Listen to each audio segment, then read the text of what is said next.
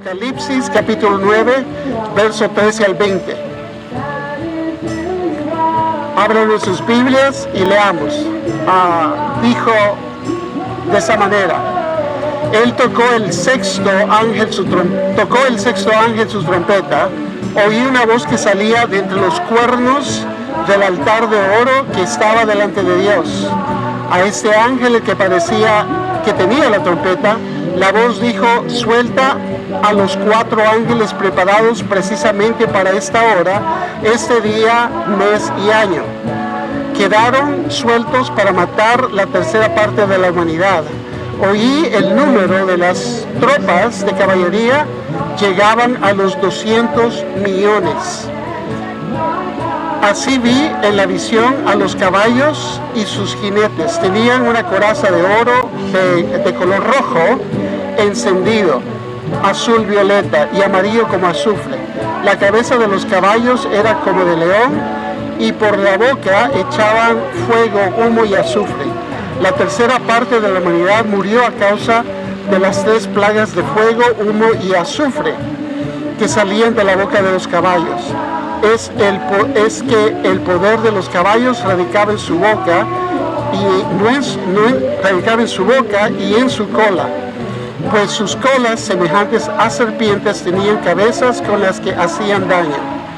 El resto de la humanidad, los que murieron a causa de estas plagas, tampoco se arrepintieron de sus malas acciones ni dejaron de adorar a los demonios y a ídolos de oro, plata, bronce, piedra y madera, los cuales no pueden ver, ni oír, ni caminar. Tampoco se arrepintieron de sus asesinatos, ni de artes mágicas, inmoralidad sexual y robos. Muy bien. Cuando se toca la sexta trompeta, al tocar la sexta trompeta por segunda vez, vemos de que lo que sucede es de que se liberta a una gran cantidad de espíritus, que son espíritus de demonios. Dice que los 4 ángeles, se escucha una orden de liberación de los 4 ángeles que viene directamente del altar. No viene de ningún otro lugar, dice que la orden viene directamente del altar. O sea, Dios deliberadamente está dando una orden de que esto suceda. Es de notar de que Juan, cuando usted lee estos versos, deja de utilizar el vocabulario comparativo. O sea, es pocas veces aquí que él dice parecía que o eran como. Aquí empieza a definirlos más específicamente lo que él está viendo. Aunque hay mucho simbolismo involucrado en todo esto del libro de Apocalipsis. Ahora, ¿quiénes son esos 4 ángeles de los que son sueltos de las áreas del Éufrates? Son las áreas que le fueron prometidas a Abraham, que iba a ser parte de su herencia. Y ahí donde están desde ese entonces, es lo que indica la Biblia, desde ese entonces están esos ángeles preparados para esa hora. ¿Quiénes son ellos? La Biblia no nos dice nada acerca de la identidad de estos 4 ángeles, o probablemente son más bien demonios caídos.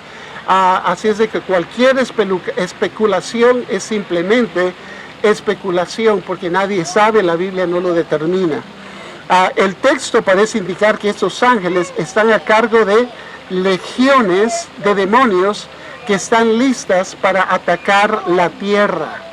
Note que el propósito de los 4 ángeles y los 200 millones de demonios que se van a desatar para matar a la tercera parte de la población de la tierra son estos.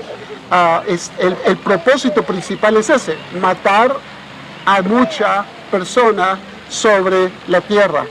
El ataque contra la humanidad más bien está dirigido, dice, a los habitantes de la tierra.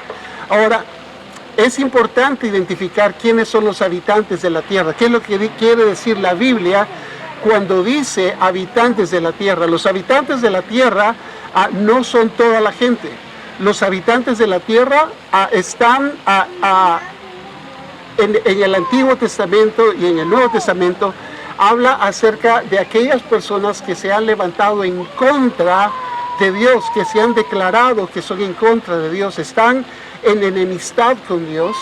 Esos son a los que están clasificados como los habitantes de la tierra. En otras palabras, los hijos de Dios, nosotros los creyentes, estamos excluidos, aunque estamos en la tierra, aunque vivimos en la tierra, estamos excluidos del grupo que es determinado como los habitantes de la tierra. El ataque contra la humanidad, más bien los habitantes, es designado para aquellos que no tienen el sello del Espíritu Santo. Cuando el texto dice que los ángeles estaban preparados para aquel día, hora y año, habla de la acción, les decía, acción deliberada de Dios, de los planes de traer juicio con el propósito de manifestar su gracia. Ahora, el texto nos está diciendo que millones de personas van a morir a causa de esos demonios. Esos demonios van a salir por todo el mundo y van a matar mucha gente. Ahora, ¿es el propósito de Dios simplemente matar gente? La respuesta es no. El propósito de Dios es dar oportunidad a ellos a que se arrepientan, y lo vamos a ver más adelante. La Escritura nos lo dice claro. Dice que el número de los demonios es de 200 millones. Es imposible de que Juan hubiera visto esos demonios. Imagínese usted va al estadio, a uno de los estadios más grandes que tengamos aquí cerca de Los Ángeles. Creo de que es el Rose Bowl, que le caben como 90,000 gentes.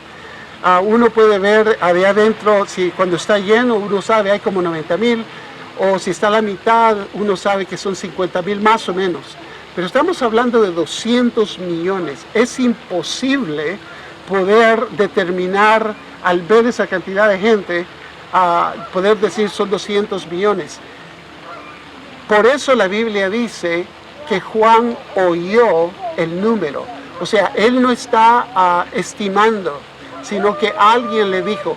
El propósito de Dios es que nosotros sepamos que una cantidad enorme de demonios van a ser desatados cuando la sexta trompeta suene, y van a ser desatados para que vengan a asesinar, literalmente, a asesinar a miles de personas, una tercera parte de los que están vivos en aquel tiempo. De nuevo, una tercera parte de los que no son creyentes. Los creyentes no son tocados por la trompeta.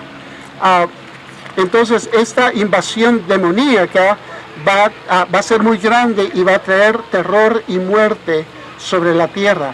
Note la vestimenta de esos demonios. Su vestimenta y la apariencia de los caballos es algo muy grotesco, si usted se pone a imaginarlo. Habla acerca del daño que produce, viene de la boca de los caballos, y Juan lo identifica como 3 plagas. Juan dice, esos demonios, por medio de la boca y de la cola, desarrollan 3 plagas. No habla acerca de un ataque militar, no habla acerca de bombas, sino que lo identifica como plagas.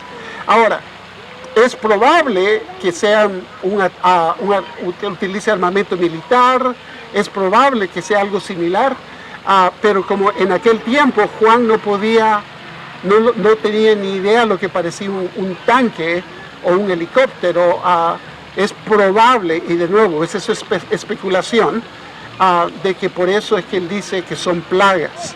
Lo que no sabemos lo que son exactamente las plagas, porque las identifica como estas 3 cosas: fuego, humo y azufre. El azufre nos recuerda de cuando Sodoma y Gomorra, que del cielo dice que cayó azufre que consumió a toda la ciudad. En el antepasado, el azufre ha sido identificado como un arma que Dios utiliza para traer juicio. Pero ¿qué exactamente es el azufre o el fuego o el humo?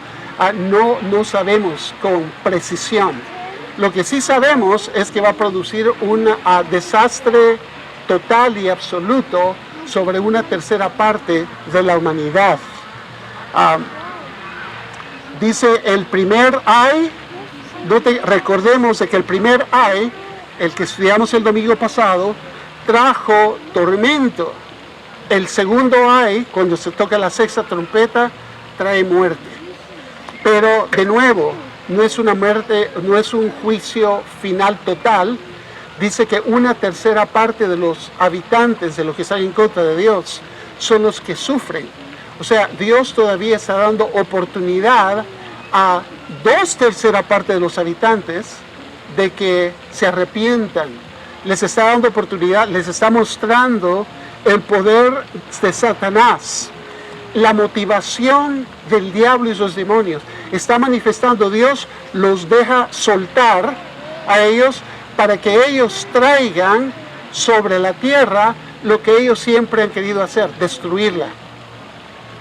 Entonces Dios les da oportunidad a los seres humanos que observen la actitud y el trabajo de esos demonios para que puedan volverse a Dios.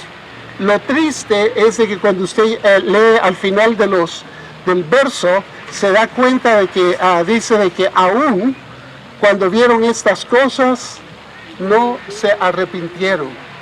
Aún cuando vieron la destrucción, aún cuando vieron la actitud de los demonios para con los seres humanos aún no se arrepintieron.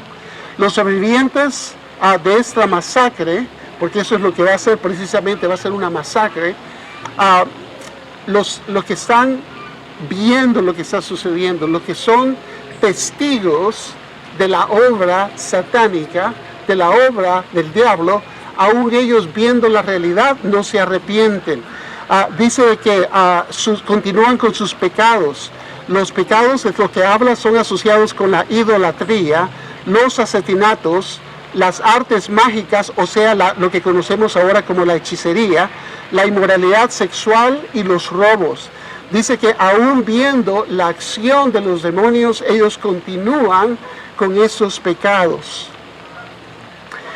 Quiero que hablemos del primero, porque el primero en la lista de esos pecados es la idolatría. Y la idolatría, creo de que es importante que todos tengamos un entendimiento claro de todo lo que incluye la idolatría, porque únicamente a menudo tenemos la idea de que la idolatría es dar adoración a un ídolo o a una persona o a algo, pero la idolatría puede ser muy sutil y la Escritura nos da unas guianzas claras para que identifiquemos lo que es realmente la idolatría para Dios. La idolatría es la primera en la lista, decía. La definición de idolatría es adorar a ídolos de oro, plata, bronce, piedra y madera, los cuales, note lo que dice el verso, y eso se repite en muchos lugares en las Escrituras. Dice que estos objetos de madera que no pueden oír, ni ver, ni caminar. Pero con todo esto, estas personas se humillan delante de ellos, se rinden delante de ellos y ponen su confianza en ellos. Y dice, lo interesante de todo esto es el contraste de las Escrituras, que ellos están poniendo su fe, ellos están poniendo su esperanza en estos artefactos hechos con la mano de hombres que no pueden hacer nada, no tienen ningún poder absoluto, ni humano natural, ni sobrenatural, porque dice que ni siquiera pueden oír, hablar o caminar. ¿Qué es la idolatría? La idolatría es la adoración de un ídolo o imagen de culto, siendo una imagen física. Vamos a identificar lo que es una imagen. Es una imagen física, como una estatua o una persona en lugar de Dios, En estas religiones monoteístas, la idolatría ha sido considerada como la adoración de dioses falsos y está prohibida por los valores por ejemplo, de los 10 mandamientos, lo prohíbe. En el cristianismo, entonces, el primer punto para conectarnos y poder identificar la idolatría. La idolatría es adoración. La idolatría es adoración a objetos. La idolatría es adoración a la creación. Hay gente que adora a los árboles, a una vaca, eso es idolatría. Hay gente que han hecho de sus hijos o de su matrimonio o de su iglesia un ídolo. Y eso es donde tienen su confianza, donde ellos dan honor y honra. Eso es idolatría. Entonces, idolatría es adoración. Hablemos de la adoración, entonces. Si la idolatría es adoración a falsos ídolos, tenemos que entender lo que es la adoración. En el cristianismo, la adoración es el acto de atribuir, escuche bien y repita así puede, atribuir esas cosas: honor reverente y homenaje a Dios. Es honor y homenaje, eso es adoración. Debe de ser dado a Dios. El problema es cuando se da un honor reverente o se le da homenaje a cualquier otra persona que no sea Dios y se ilustra con una imagen, entonces eso es adoración.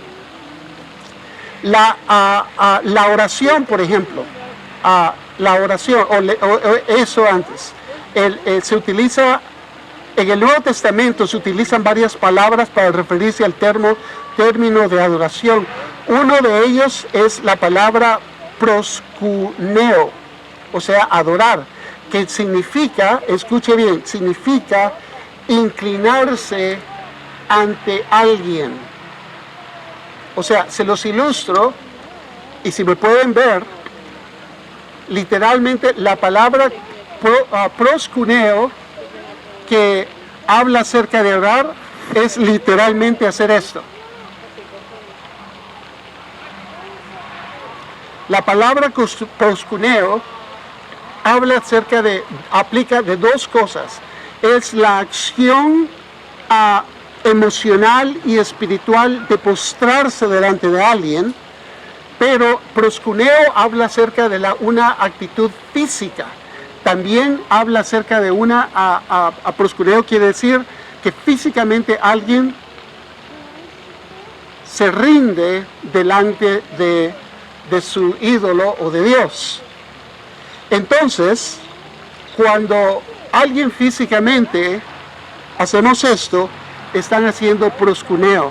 Y la Biblia lo llama eso, es la palabra para adoración.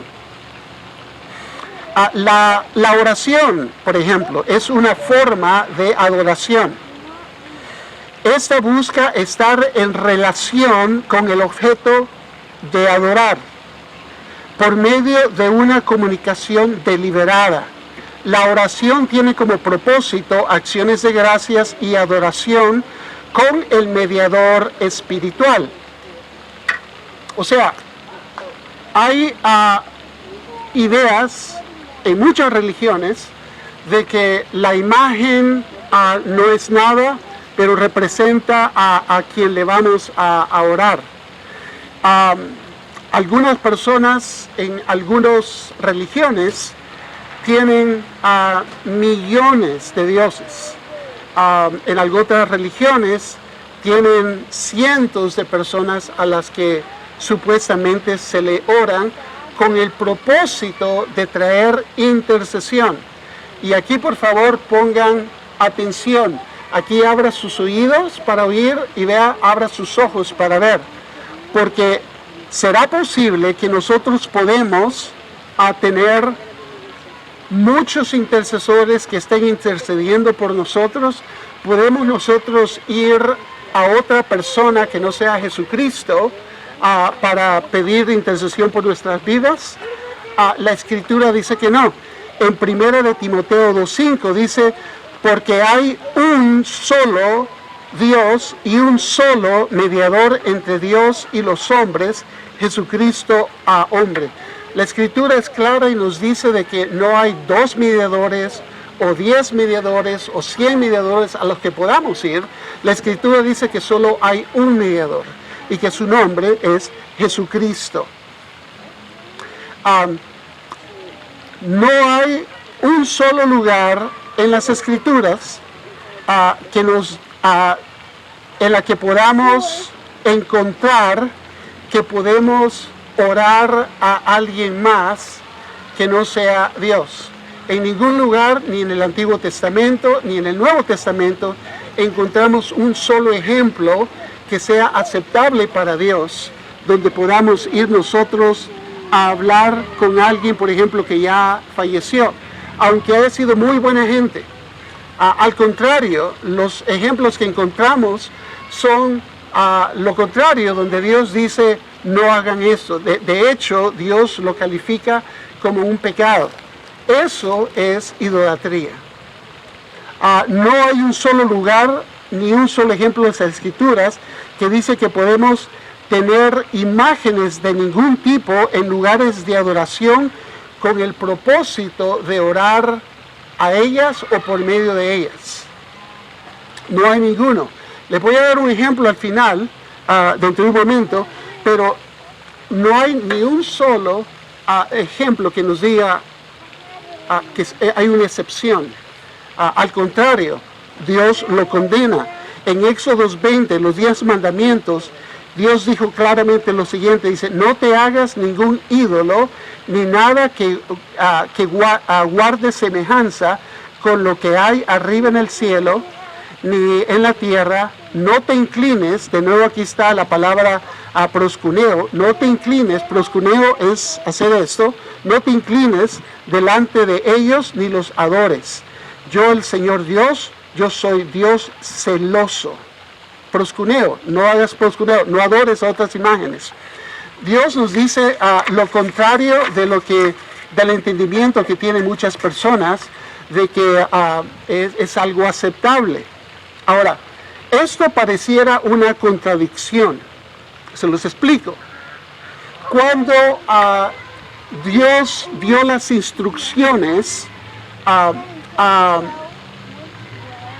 Moisés de hacer el tabernáculo del templo, que incluía el arca del pacto. El arca del pacto era una caja, y en la caja tenía una tapadera cubierta de oro puro, y sobre la caja habían 2 querubines, o sea, 2 imágenes que fueron edificadas sobre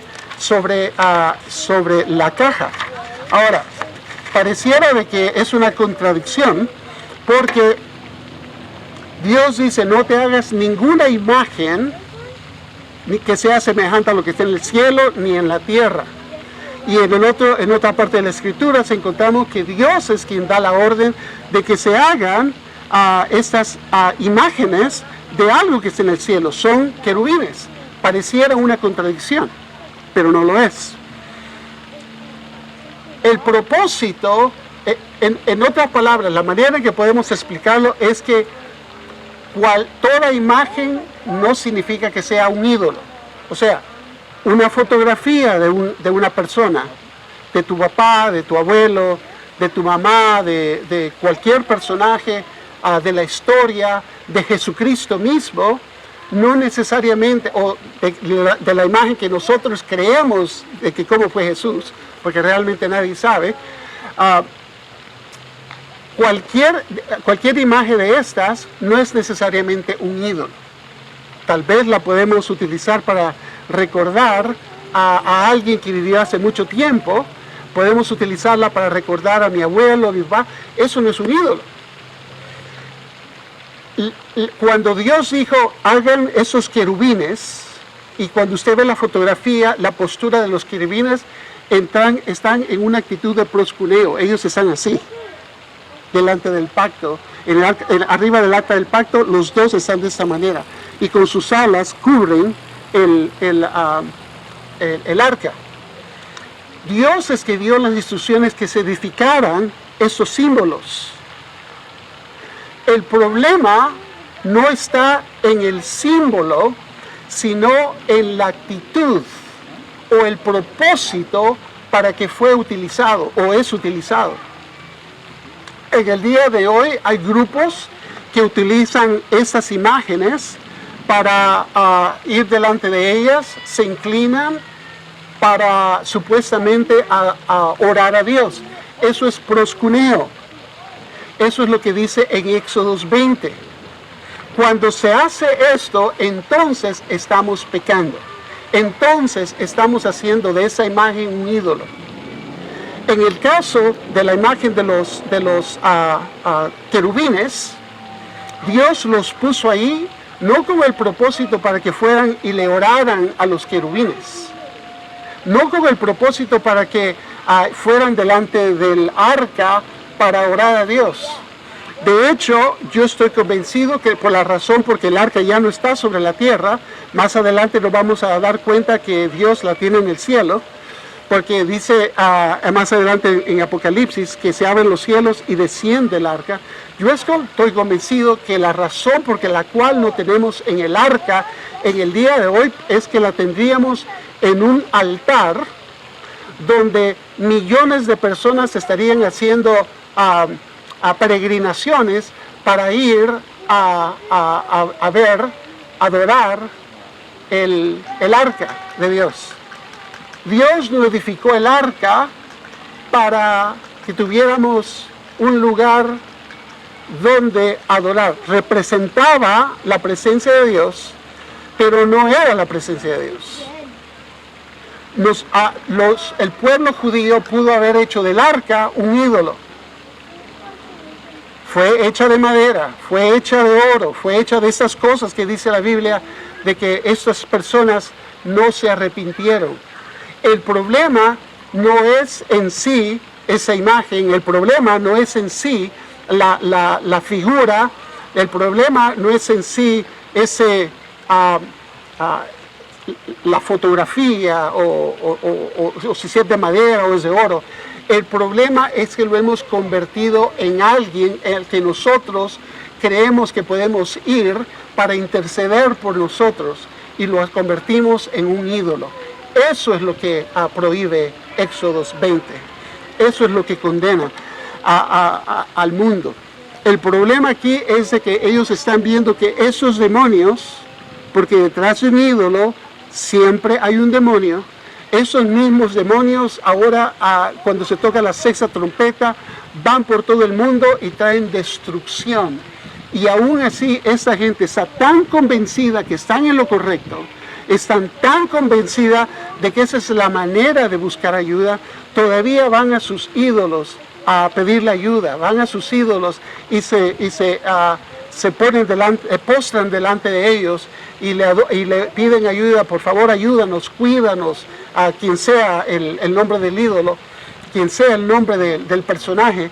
Van y le piden ayuda y no se arrepienten y no se dan cuenta que Dios no está en los ídolos. Y la Biblia tristemente dice de que al ver toda la destrucción y la muerte, ellos continúan con la misma actitud en sus corazones y no se arrepienten. ¿Tienes tú algún ídolo en tu vida? ¿En tu vida hay alguna imagen que representa una conexión por la cual tú puedes llegar a Dios? No representa a una buena persona. Si una imagen representa a una buena persona, eso no es pecado. Pero cuando le añadimos a esa imagen alguna capacidad de conectarnos con Dios, entonces esa imagen de esa persona se convierte en un mediador y solo hay un mediador. ¿Hay algún ídolo en tu vida? La Biblia dice, cuando leemos el sexto sello, que Dios se entristece porque aún no se arrepienten. El juicio de Dios está dando lugar al arrepentimiento. El juicio de Dios está dando lugar a la gracia. Y aún en ese momento ellos dicen no.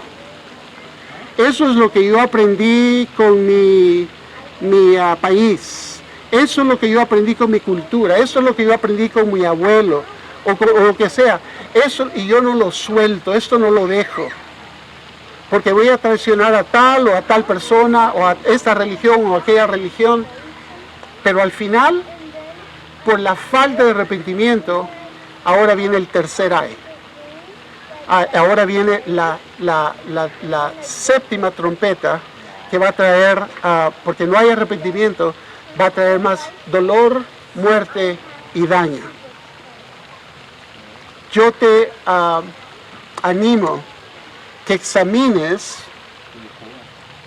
lo que tú crees conforme a las Escrituras. Hay algunas cosas que en algunos grupos religiosos se han podido justificar por medio de otros escritos que no están en las Escrituras. Y eso es peligroso porque entonces podemos justificar cualquier cosa. La Escritura no dice que podemos utilizar imágenes con el propósito de orar. Entonces nosotros eso ya lo convertimos en ídolos. Examina tu teología. Yo te animo y que Dios te bendiga.